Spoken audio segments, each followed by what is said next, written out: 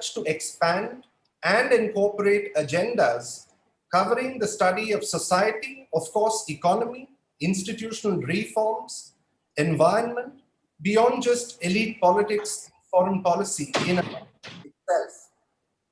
The papers at this year's All India Conference of China Studies are reflective of these changes. Let me begin the inaugural session by inviting Ambassador Ashok Kanta, Director of the Institute of Chinese Studies, for the welcome remarks. A career diplomat, Ambassador Kanta was India's ambassador to China until January 2016. Prior to this, he was Secretary East at the Ministry of External Affairs. His previous assignments include being High Commissioner of India to Sri Lanka and Malaysia and Consul General in Hong Kong, apart from serving in different capacities at Indian missions in Singapore, China, and the United States, in a diplomatic career spanning over 38 years. Over to you, Ambassador Kanta. Thank you, Joe. Thank you for that introduction. Dr. S. Jaishankar, Honorable Minister, External Affairs, will be joining us shortly. Professor Bhaskar Ramamurthy, Director, Indian Institute of Technology, Madras. Professor Srimati Chakravarti, Vice Chairperson, Institute of Chinese Studies and Convener of 13th AICCS. Dr. Joe Thomas Karakatu, in charge of IIT Madras China Studies Center and co-convener 13th AICCS. Senior academics and young scholars present here virtually, ladies and gentlemen. I warmly welcome you all to the 13th edition of the All India Conference on China Studies, being held digitally this year and co-hosted by the Institute of Chinese Studies and the China Studies Center of IIT Madras. It's an honor that the keynote address today is being delivered by Dr. S. Jaishankar, External Affairs Minister and leading foreign policy strategist of the country. His long years of experience in engagement with China will add significant value to the AICCS this year. He'll join us shortly. Friends, the AICCS process commenced in 2008, and since then, it has expanded into an annual gathering, bringing together China scholars in academic institutions across the country. Apart from the participation of established scholars, the conference provides a platform to young China scholars to present research-based papers as they will be doing at this AICCS. Each year, it is organized by ICS in partnership with leading university or research center. This model takes China studies to all parts of the country and engages students and thinkers to intermingle, share ideas, and research and learn from each other. This year, ICS is proud to co-host the 13th AICCS in collaboration with China Studies Center of IIT Madras.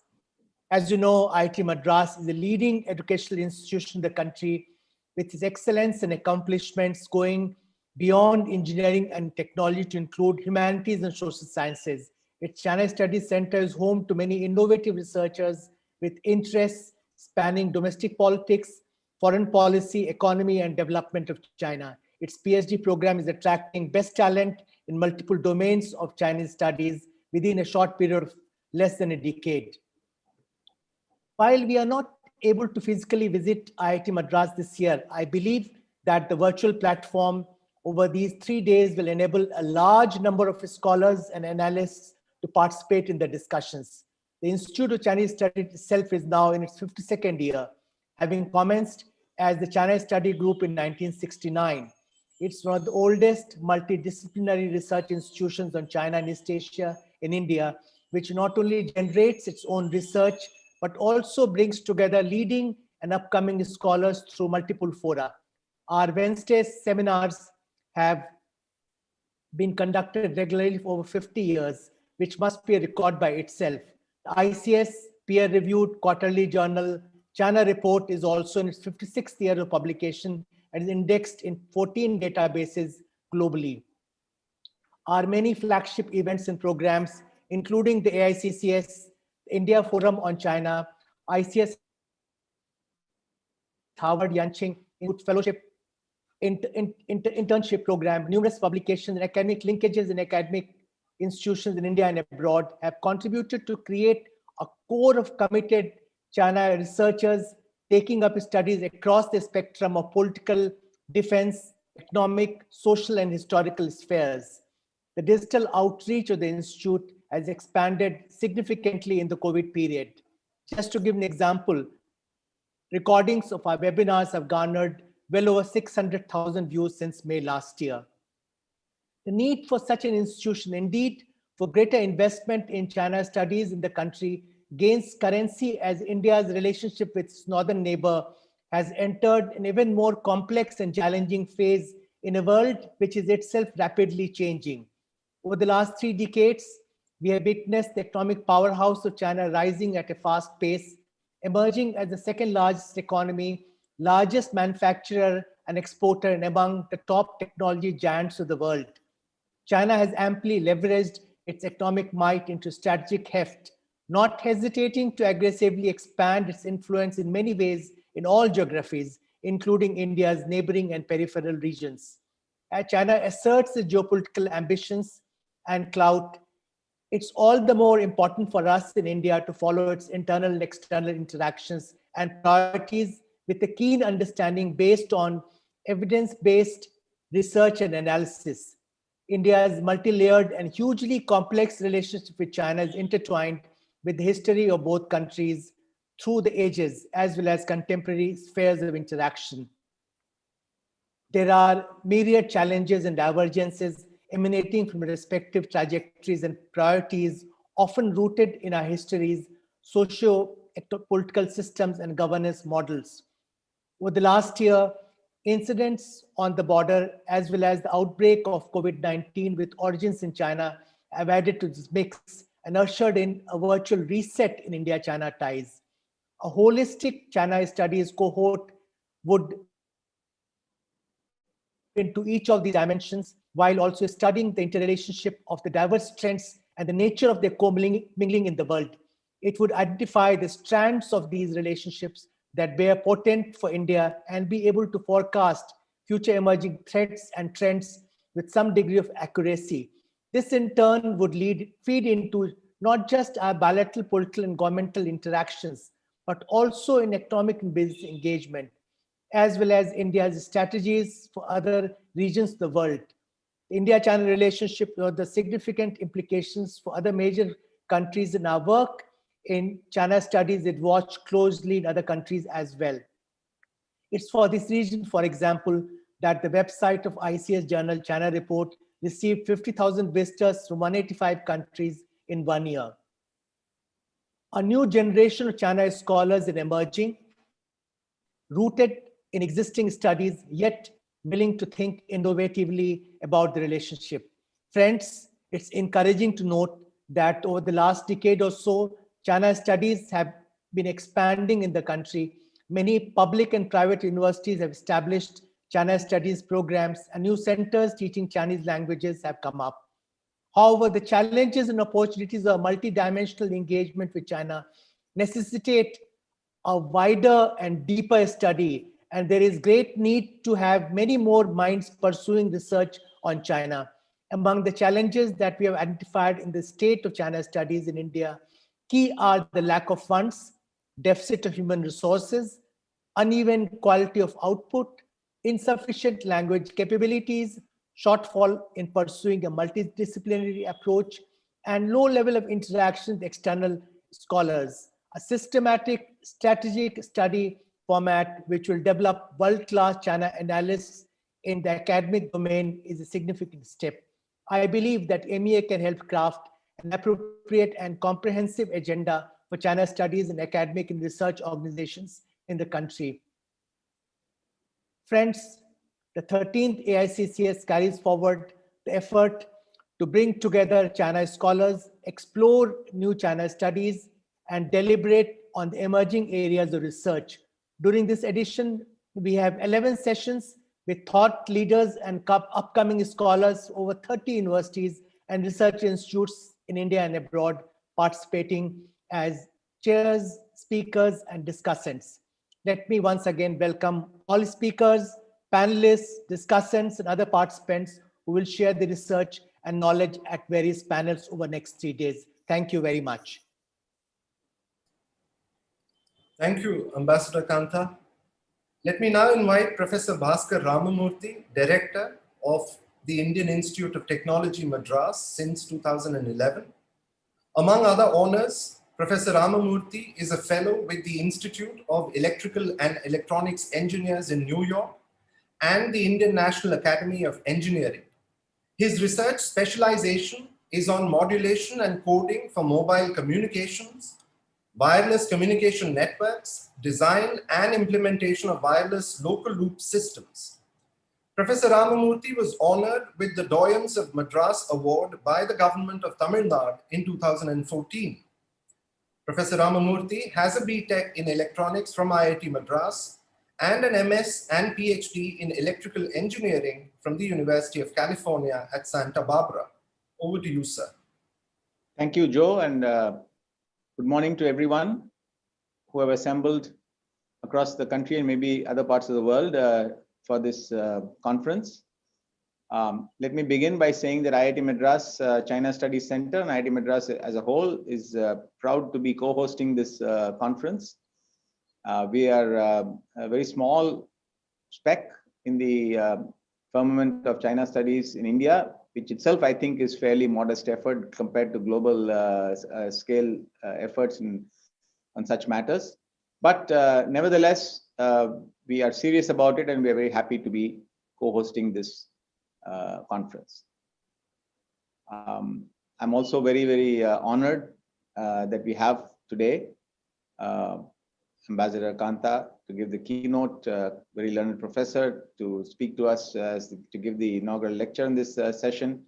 And also we wait for Dr. Jaishankar to give his address. I also see on the side screen Professor Ambassador Ranganathan, who has guided us in the initial years when we set up the center. And so my thanks to everybody for helping us get to where we are, and we have a long way to go.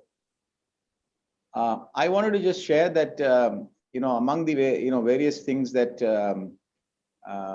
we have to focus on with regard to China, particularly from the Indian vantage point, is how do the Chinese go about technology in the areas of technology and business, particularly the area of core information and communication technology. This is becoming a very important part of the entire technology landscape. Of course, there are many important technologies, but this is becoming a very important one. And the Chinese have recognized this too, as you all know, in their plan for 2025 and so on. So how are they going about this? And this is very important to understand because we all know what are the implications of the Chinese, juggernaut, if you might say, in the areas of technology and business to many countries, for implications for trade, implications for national security, implications for their own economies, and particularly in India, because we have had a very, very strong trade with China in certain areas, particularly in information and communication technology, with a huge net import and huge dependence also till now. In this context, I want to share that that there are some things that the Chinese do very differently. There are some strengths that they inherently have, which they obviously play to. There appear to be some strengths that are, and one of the interesting questions is, are these strengths unique to them, or some of them can be actually built by others too, for example, in India. And the question then is, how does one go about dealing with them as competitors, because economy and technology and business is a competitive business. And it's therefore very important to study. And my own, I may be wrong in this, but my feeling is that we really don't understand this as well as we should. Let me just share very quickly my own personal experience. It was mentioned in that when I was introduced that I was involved in earlier years in building what's called a wireless local loop systems. Wireless local loop is a precursor to the mobile telephony system. Now that we have the mobile systems, wireless local loops don't make any sense. They're essentially systems in which you had a telephone in your home and a data connection without a wire coming to your home, but it wasn't mobile. Okay.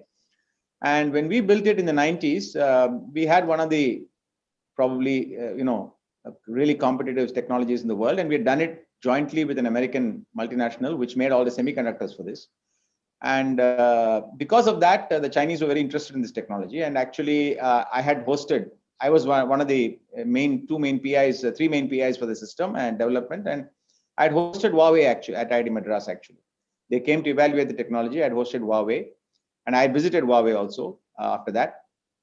We also actually transferred the technology to a state-owned enterprise called Factory 738 in outside Beijing. I took a team there and spent nearly 3 weeks doing the handoff. So I had a lot of personal insights into what they do and what they don't do. I was also the single point window for all transactions, all communications with them on email, and I learned so much. I've still got all of that record in case anybody's interested. I've learned so much on how you deal with them and what you shouldn't do and what you should do. So it's very interesting. I mean, they're very different. We also dealt with the American multinational, for example, in that same time frame. And of course, maybe because I studied in the US and so on, there was nothing that I learned in that exercise that I didn't know already. But that wasn't true when when we dealt with the Chinese. I don't want to get into the details here. This is not the forum for it. But I think there's a lot to understand. And I've subsequently had discussions, even in our China Studies Center Advisory Council, we have people who have set up factories in China. And then there are so many others now. If you look at, there are Indian companies which have done manufacturing, they're doing manufacturing of smartphones and so on with a lot of components and technology from China and so on and so forth. So there's a lot of knowledge, but we haven't really picked up everything, understood what is the machinery behind how they work. And it's very important to understand this because that will actually enable us to figure out what are the things that they do, which is very, very unique and very placed to their strengths, and which we can and some things we cannot do because we operate under different rules and norms. And we cannot do everything that they do. So which are those things that we cannot? And then we have to evolve our strategies accordingly. And there are other things we can do which they can't. So those I think this is an area that we probably need to focus on even more. It has huge implications going forward. And I, for example, just want to share with you that after my visit to Huawei, I remember coming back and telling my colleagues that there's no way we can transfer technology to them and there's no way we can compete with them. I could already see in 1997 or 6 where they were headed. And that we were nowhere. We had no vision of that kind. So it was very, very clear to me. At that time, I don't think anybody in India knew what Huawei stood for, but it was very clear to me. On the other hand, I had nobody to share it with except over cup of tea and coffee with my colleagues as chai pani talk. So really, we need to understand, and there are people who have gone and who have now done manufacturing deals with them, have done trading deals with them, all kinds of things. But I don't think we really have gone about systematically understanding how the Chinese technology and business mind works. So I would have been encouraging my colleagues at IIT Madras to focus on that, to work with our engineering faculty who have some exposure. There are at least 3-4 of us here who have a lot of exposure in different ways, but there are others outside. And I know it's too much. Even if we did it, it is too much for us to do. I hope that there are others who are interested. We'd be very happy to work with other scholars on this. We'd be happy to host PhD scholars who maybe even, career diplomats or whatever, working in other places part-time. Because these are on topics like this, I think there's a lot of work to be done. With that, I'd like to conclude my small talk in this conference. I wish the conference all success, and I hope that we make some more ground in trying to comprehend this neighbor of ours with whom we have to learn how to work. Thank you very much. Thank you, Professor Ramamurthy. Let me now invite Professor Srimati Chakravarti for the convener's remarks. Professor Chakravarti is Vice Chairperson of the Institute of Chinese Studies in Delhi and convener of the 13th All India Conference of China Studies. She is the editor of the China Report Journal. She was Professor of Chinese Studies and head of the Department of East Asian Studies at the University of Delhi. She's been an honorary fellow of the Institute of Chinese Studies since 2003. Professor Chakravarti has a PhD in political science from Columbia University and holds master's degrees from Delhi University and Harvard University. Over to you, ma'am. Thank you, Joe. Honorable Minister for External Affairs, Mr. Jayashankar, our keynote speaker for today. Professor Bhaskar Ramamurthy, Director, IIT Madras. Ambassador Ashok Kantha, Director, Institute of Chinese Studies. Dr. Thomas Karakattu, co-convener of the 13th AICCS and faculty member of IIT Madras. Friends, colleagues, students, and all participants attending the inaugural function of the 13th All India Conference of China Studies. First, let me welcome you all and also express my thanks to all of you for being part of this event. The 13th AICCS was initially planned to be held in 2020, but due to reasons known to all, could not be held on time. The fact that we can still hold it only a couple of months late is a matter of great happiness for us. Holding an event as big as this completely online has its own challenges, but I hope we will be able to overcome those and make the conference as successful this year as it has been in the previous years. Each year we have chosen a different theme for the conference, and every time the response has been very important, particularly from young scholars. Our main objective of holding this annual event is to take China studies to the whole country and not let it remain Delhi-centric. However, this year is a very special one for us because we have none other than the Honorable Minister for External Affairs as our keynote speaker. As known to everyone, Mr. Jayashankar is himself a China expert. We therefore really look forward to his address. Also, this gives me an opportunity to thank the Ministry of External Affairs for supporting the Institute of Chinese Studies since its inception. The level which ICS has reached today would never have been possible without the MEA's support and cooperation. We will always remain grateful. Tata Trust has also been a great support to us, and we have been helped by other private entities like the Firozshah Godrej Foundation, the Jamnalal Bajaj Foundation, the VP Dutt Gargi Dutt Foundation, among others. At the end of this 3-day event, as always, there will be a vote of thanks, and all those who have helped us in organizing this conference will be thanked. But from my side, I wish to express gratitude to our collaborators, IIT Madras Chennai, for joining hands with us, thereby adding to the prestige of this conference. Here I end my remarks, and I once again welcome you all to the 13th AICCS. Thank you.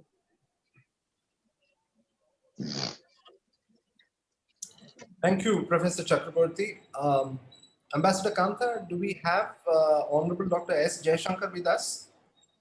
We'll just check. Yes, yes, indeed. Yes, I am very much here. Yeah. Good morning, sir. Let me extend a warm welcome to Honorable Dr. S. Jayashankar, India's Minister of External Affairs. He doesn't need an introduction, but I must add that he was President of Global Corporate Affairs at Tata Sons before taking up his current position. Among the positions he has held in his diplomatic career, he has served as India's Foreign Secretary from 2015 to 2018. He was India's ambassador to the United States from 2013 to 2015, India's ambassador to China from 2009 to 2013, in a long and distinguished diplomatic career. Dr. Jayashankar is a graduate of St. Stephen's College, University of Delhi, and has advanced degrees in international relations from Jawaharlal Nehru University. He was honored with the Padma Shri Award in 2019. Let me now request Ambassador Kantha to formally welcome Dr. S. Jayashankar to deliver the keynote address.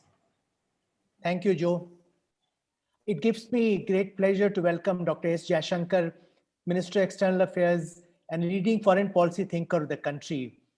With comprehensive understanding of the geopolitical and geoeconomic shifts taking place today, Dr. Jayashankar converges long-term strategy direction with practical actions on the ground.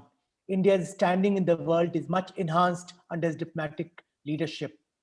Through his formidable expertise on China, including As the longest serving Indian ambassador to that country, Minister Jaishankar is best positioned to lead in fostering next level programs for meaningful research on China. As I mentioned in my welcome report, and expect that MEA will play an active role in taking China's studies to the next level. We look forward to keynote remarks by Dr. Jaishankar. Over to you, Minister. Thank you very much. Ambassador Ashok Kant, Professor Ramamurthy, Professor Srimati Chakravarti, dear friends. I am very glad to join you today at the commencement of the 13th All India Conference of China Studies. At the outset, let me express my appreciation to the Institute of Chinese Studies and IIT Madras China Studies Center, whose collaboration has made that possible. I would, of course, particularly like to recognize my dear friend and colleague, Ambassador Ashok Kant, with whom I started in this ministry many years ago, who has obviously been very much the moving spirit behind this event. And I wish you all a very, very productive discussion in the days ahead. Now, over the course of these 3 days, I gather that you will be discussing China studies from different perspectives. This will include developments within China, matters pertaining to India-China relations, obviously, China's ties with the rest of the world, and our own understanding of that society. Now, these deliberations will be academic in large part, but policy oriented in some respects, perhaps sometimes both at the same time. There is no question that we need to invest more deeply in the study of China. Its salience in the global order is self-evident, and recent decades, if anything, have only heightened that prominence. That it is a proximate neighbor of India only makes stronger studies an even more compelling case. The two nations, of course, have some similarities, especially of size and of history. But they're also a very interesting contrast in many ways, whether you think of it culturally, politically, or economically. Both are in the process of building a modern nation state from a civilizational society. And their parallel rise in the contemporary era, albeit at a differential pace and intensity, that is actually a relatively unique happening in human history. In short, there is much for all of you to research, to reflect on, and to assess in this particular domain. Now, from a policy perspective, it is naturally to our advantage that there is solid expertise on China in India. Indeed, this very assumption has led us in the Ministry of External Affairs to set up a dedicated study center on China. But that said, let me also accept that there is something much broader than a strategic requirement. As both India and China have grown in recent decades, it was inevitable that we would have much more to do with each other. We have seen that expressed in trade and in finance, in tourism and culture, and indeed, as we are seeing just now, in think tanks and the academia as well.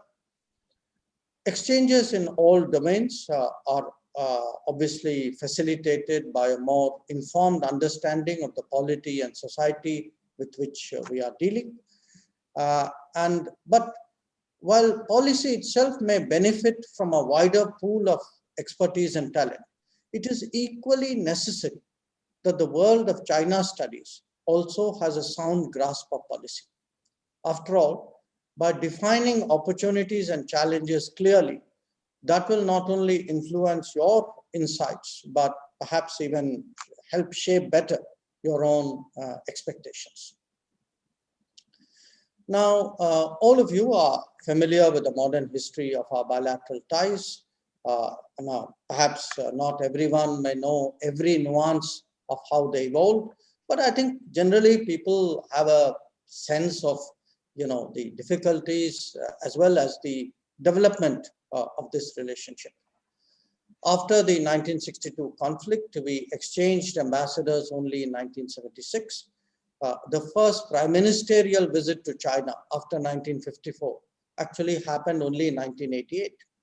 And indeed, the rebuilding of our ties was actually a very painstaking and arduous endeavor. Now, this, if you think about it, this is something of a paradox because do remember that India was among the early nations to actually recognize the People's Republic of China. So what you can see is that the quality of our ties in many ways was impacted both by the border conflict and the lost decades thereafter. And it is, so in many ways we had to kind of orchestrate a sense of recovery thereafter. Now, there's also a strategic explanation for this, given how close China was, in contrast to India, I should add, to the West in this period. Nevertheless, for the last 3 decades, interactions and exchanges grew steadily in many areas. China became one of our largest trading partners, a very significant source of investment, even of technology, a participant in projects and infrastructure building, and a very substantial destination for tourism and education. As for the border areas, a complex but practical set of understandings and agreements focused on their management, even as negotiations were conducted on the boundary dispute. The advancement of ties in this period was clearly predicated on ensuring that peace and tranquility was not disturbed, and that the line of actual control was both observed and respected by both sides. For this reason, it was explicitly agreed that the 2 countries would refrain from massing troops on their common border. Not just that, there were subsequently detailed understandings on handling situations of friction if they were to arise, and I think there's nobody better than Ambassador Kant to talk on this matter.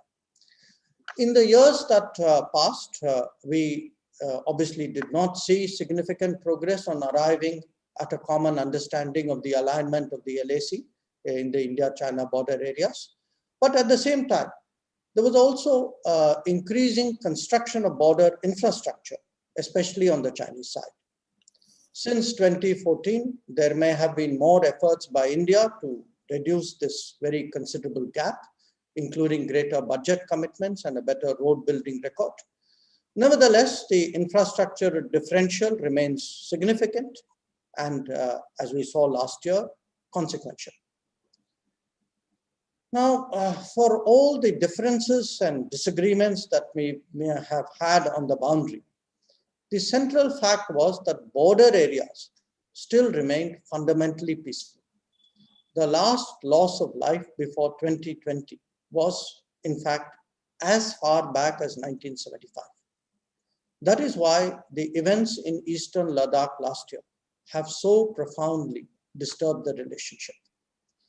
Because they not only signaled a disregard for commitments about minimizing troop levels, but also showed a willingness to breach peace and tranquility. Especially to an audience like yours that is so focused on China, I don't really have to remind you what impact this has had on both public and political opinion in our country. Significantly, to date, we have yet to receive a credible explanation for the change in China's stance or reasons for massing of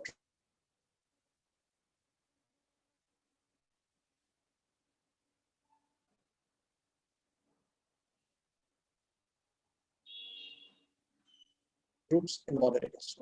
It is a different matter, of course, that the issue before us is what the Chinese posture signals, how it evolves, and what implications it may have for the future of our ties. Even before 2020, the India-China relationship witnessed decisions and events that reflected the duality of cooperation and competition.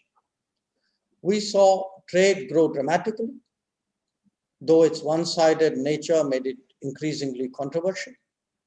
In sectors like power and telecom, Chinese companies obtained access to the Indian market. The number of Indian students in China grew, as indeed did Indian tourists who visited there. In the global arena, we made common cause on some developmental and economic issues. Our common membership of plurilateral groups was also a meeting point.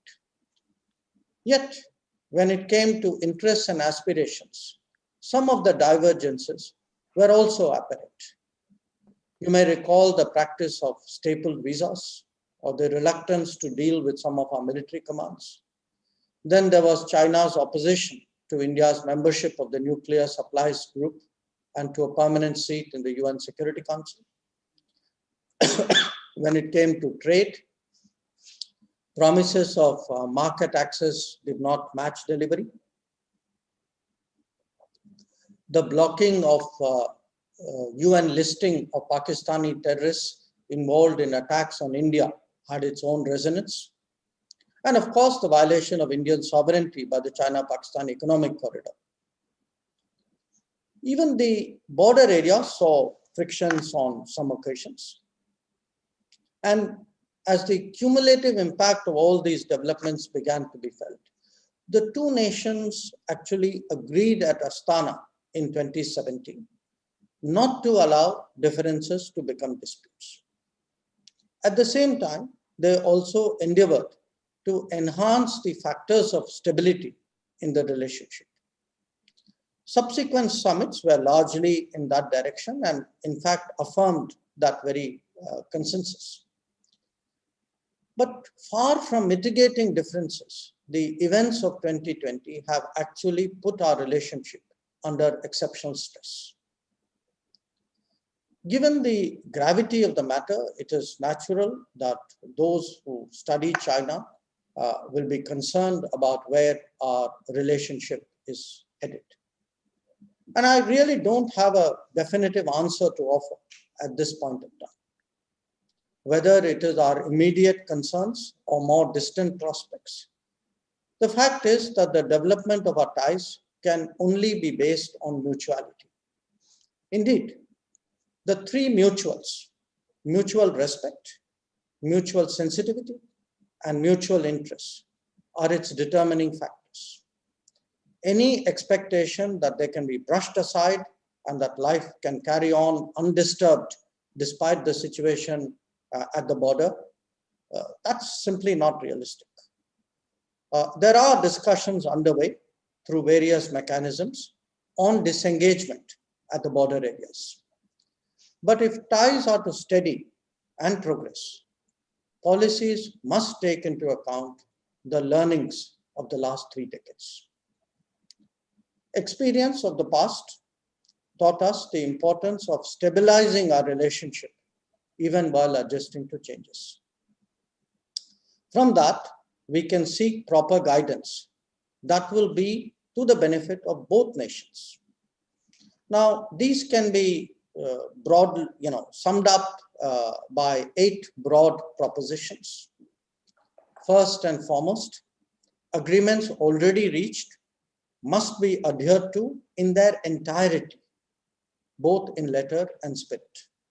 Second, where the handling of the border areas are concerned, the LAC must be strictly observed and respected. Any attempt to unilaterally change the status quo is completely unacceptable. Third, peace and tranquility in the border areas is the basis for development of relations in other domains. If they are disturbed, so inevitably will the rest of the relationship.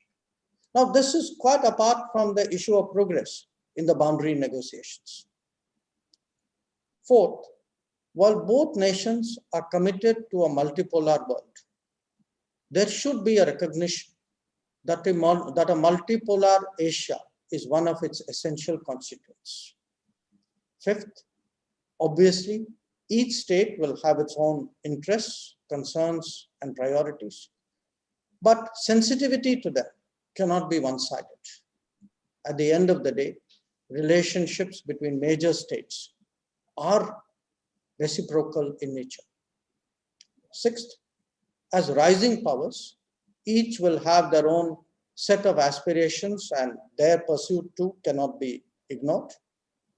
Seventh, there will always be divergences and differences, but their management is essential to our ties. And eighth, civilizational states like India and China must always take the long view. It has often been said that the ability of India and China to work together will determine the Asian century. At this time, it is equally important to recognize that the difficulties in doing so may well undermine it. The India-China relationship is today truly at a crossroads. Choices that are made will have profound repercussions, not just for the two nations, but for the entire world. Respecting the three mutuals and observing those 8 propositions, those 8 principles that I spoke about, they will surely help us make the right decisions. I thank you for your attention. I thank you for inviting me to speak to you today. And I really wish you a very, very productive conference. Thank you, Dr. Jayashankar, for the keynote address. I join Ambassador Ashok Kanta, Professor Bhaskar Ramamurthy, Professor Srimati Chakravarti in extending our gratitude to Honorable Dr. S. Jayashankar, India's External Affairs Minister. Let me also take this opportunity before concluding with a vote of thanks to briefly introduce the IIT Madras China Studies Center.